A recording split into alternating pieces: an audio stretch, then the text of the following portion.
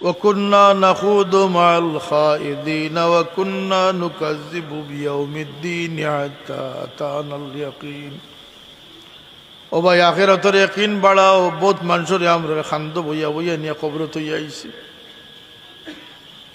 দিনও তো কোনো দুমা উঠতে দেখলাম না, ডান্ডারও আওয়াজ শুনলাম না। এ তো সুদ খাইলেও সফল, মিশা মাতলেও সফল। ইলে একটা অশ্বাস আছে না নি কিছু ভিতরে। এটার জবাব হইল কি ই কবর সবর লাগি সমান হইছে না। এই কবরের ভিতরে যাওয়ার পরে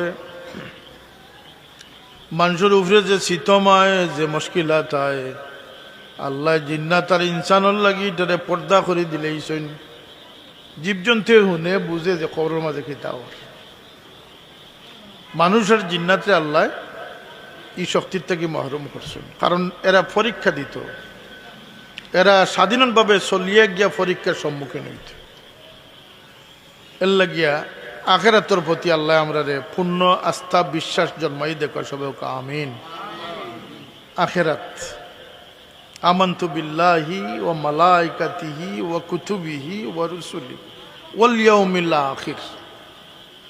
আখিরাতের দিনের উপরে ঈমান আনলাম। পড়েছি না আমরা আল্লাহরে চিনুকা, আল্লাহর নবীরে চিনুকা, কোরআন শরীফ চিনুকা। আজকালকার নতুন ফেসবুকের ডিজিটাল প্রজন্ম যারা আল্লাহর নবীর এরকম গাফিল যে আল্লাহর নবীর বাপর নাম জিগাইল মনে অনেকে কইতে পারত।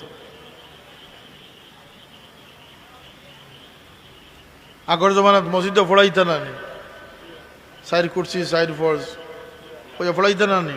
মোহাম্মদ ইবনে আবদুল্লাহ ইবনে আব্দুল মুত্তালিব ইবনে হাশিম নবীর সাইড সিঁড়ি পর্যন্ত মুখস্থ করতা সব উম্মতে।